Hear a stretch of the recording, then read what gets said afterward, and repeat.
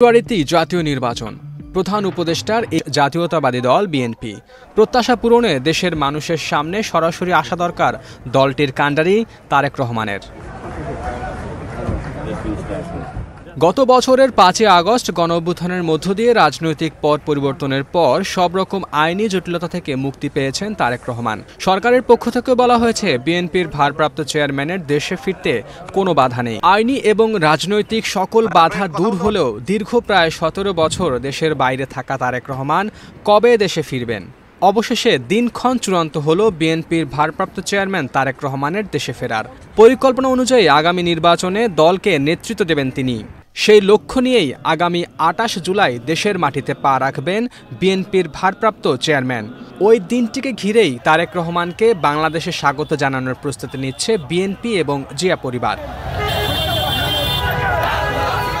এরই মধ্যে ঢাকায় তারেক রহমানের বসবাস এবং নিরাপত্তা নিয়ে জোর প্রস্তুতি শুরু হয়ে গেছে।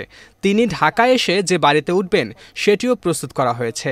দলের শীর্ষ এই নেতাকে স্বাগত জানাতে ২০ লাখ নেতাকর্মীর সমাগমের টার্গেট করা হয়েছে বলে জানিয়েছেন বিএনপির নেতারা। অন্যদিকে তারেক রহমানের নিরাপত্তার জন্য এরই মধ্যে সর্বাধুনিক বুলেট প্রুফ গাড়ি প্রস্তুত করা হয়েছে।